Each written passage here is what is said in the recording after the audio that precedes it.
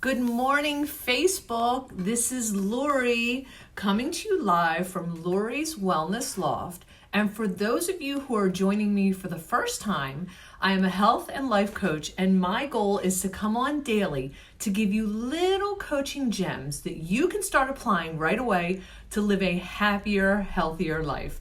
So I'm going to give people a chance to hop on. Good morning, Suzette. How are you, Anne?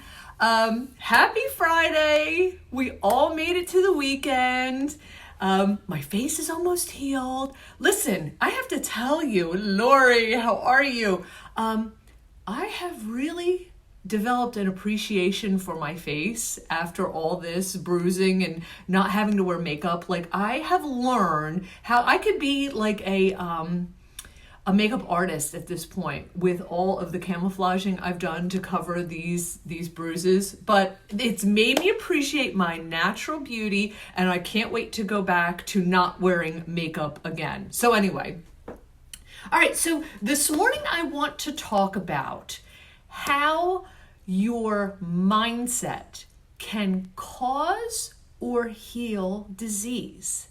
And I know this is something very out there for some of you who aren't in the in this holistic community. But I deal with people because I have a wellness center, and most of my people that come here are of the holistic mindset. A lot of the people who are coming here are coming because they have issues that they choose a more natural approach towards. So I see people who are very, very ill that get better, and I see people who are well that start to get ill. And what I have noticed is this: the mind and the way you think and believe has a lot to do with this. So what do I mean by that? 95% of what you are thinking daily is coming from subconscious beliefs. So if you are the kind of person like myself, I'm an overthinker. I love to process. I love to think and chew on thoughts all day long. If you are always chewing on thoughts and you are behaving in life, you're moving about and you're doing things while you're thinking, guess what is driving the vehicle? Your subconscious mind. Okay, so you are moving through life, you are doing your job, you're driving your car. It's kind of like when you get to your destination, you don't know how the heck you got there. Your subconscious mind got you there. And that is what is running the bus 95% of the time in your life. But what created your subconscious mind? Was it you? Normally not. It is people who formed you growing up, usually the first 7 years of your life. So it's the thoughts and beliefs of your parents and your caregivers and your environment at that time. So at this point in life, if you decide that you want to think differently and you want to behave differently, you, number one, have to take yourself out of that subconscious loop of thinking. Am I losing anybody? Like, raise your hand if I'm losing anyone, because I know there's a lot to this. So your subconscious mind is driving all of your actions and behaviors. So if you're operating from a place of fear and a place of worry, then this is what you're going to produce. And here's another percentage. 90% of all doctor's visits are stress related. So you're creating these stress responses, not unknowingly, through your subconscious mind when you're just moving along, in the world, doing your thing. And then all of a sudden we create disease. Does anybody understand what I'm saying here? So the way that we change this negative thought loop is, number one, we have to become aware of the fact that we're thinking these negative thoughts and we want to change the negative thoughts. Thank you for the thumbs up. I see the thumbs up going up, but I don't know who does them, so I just thank all of you. So this is something I want people to realize. Here's a funny story. As I'm getting ready to go on, here's an example.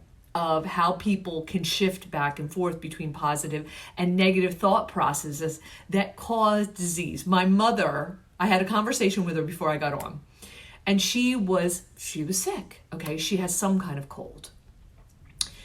And tell me if this is you. She's a WebMDer. She, in the course of our phone call, had 3 different diagnoses and 3 different healings, all because she tapped into a computer, and then I negated it, and then she all of a sudden healed, and then she tapped into the computer and I again negated it, and then she healed. The thing is, was she really becoming sick when she saw this negative information on the computer and then becoming well when I said, no, Mom, that's not it? No. What changed is her belief about what it is. And if you look into this research, they talk about placebo effect, where someone is ill, okay, and they give them a sugar pill, and there's usually a control group involved, and there's a whole scientific thing, and I don't want to blow anybody's minds with the science, but I am really a science geek and I love this stuff. Then there's called the nocebo effect, where people are told they have a disease when they don't, and then all of a sudden they become that disease. Okay? So here's an example. I don't even want to say disease. I have a dreaded disease. Okay? I don't even like to speak the words. And someone gives me a sugar pill, and over the course of 12 weeks, then they look at my blood work again, and all of a sudden I've healed. Why did I heal? Because I believed that I was getting a drug that was going to cure me. But what is the more important thing of the reason why I healed?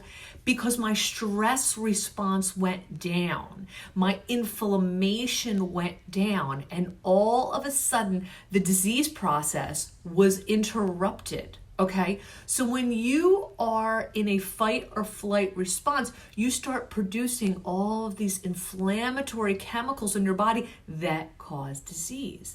Now all of a sudden I give you a sugar pill and I say, here, Lori, that's going to cure everything. Now your body starts to produce the opposite. So I start to produce dopamine, which is the pleasure response. I start to produce oxytocin, which is like the love and the bonding, that real feel-good chemical. I start to produce more growth hormone. And believe it or not, even though we are adults and we are not physically growing, we are replacing cells every single day. Hello, Shannon. Hello, Colleen. How are you? Hello, Jacqueline. So is everybody picking up when I'm laying down? So our mind is what controls the healing response or the illness response. So think about this. I always talk about our mind and the fight or flight. And we still have this caveman mentality mind where we are trying to avoid pain and seek pleasure all of the time. Think back to when we were cave people, okay? And there was no stress unless a saber-toothed tiger leapt out at us and it was going to kill us, okay? But how often did that happen when we were cave people? Maybe once in a lifetime? I don't know. I haven't talked to a cave person recently, but it wasn't like today, where most people have had, by the time they get to work in the morning, they've probably had 20 different stress responses. The email is going off. The phone is ringing. The alarm clock. I can tell you already this morning, my daughter had a flat tire. My mother was sick. There were all kinds of things. Somebody pulled out in front of me on my way here. How often did that happen to the cave person? So there wasn't that constant chemical cortisol reaction flushing into your bodies. Everybody get what I'm saying? So, in order to stop this fight or flight response, we have to, number one, go to our thought process. And when I brought the teaser that I started with this morning was heal your body. And this is a book I love, love, love. Louise Hay has unfortunately passed on, but this is a woman who has been a mentor of mine forever. And she talks about the emotional component of every disease. So I'm telling you, does anybody have a disease that they would want me to look up? Come on, guys, play along. So this is more fun. All right, so nobody's answering. Oh God, that's an awful one. Okay, bleeding gums. Isn't that weird? Lori had oral surgery. Bleeding gums, probable cause. Lack of joy in the decisions made in life. Okay? The new thought pattern is I trust the right action is always taking place in my life. I am at peace. Interesting, right? So why not entertain something new? And with people, I have noticed with the people that I see in my room, in my treatment room, because I do a lot of energy medicine and I work with people who are ill, the people who get well 100% of the time, and I can say this 100% of the time, have a positive mental attitude. That is the number one commonality I see with people who heal from disease.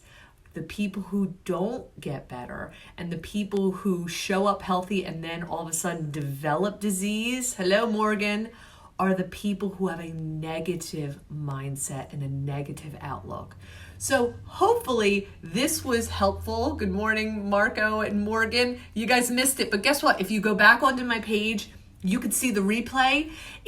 Tell me if this was helpful to you. Please drop me a 1 in the comments below. If I totally lost you, drop me a 2 in the comments below. And please, please, please, because this is Friday, would you all just hit that little share button in the corner of your phone? I would so appreciate it if you shared this information on your timeline to help other people be exposed to my work.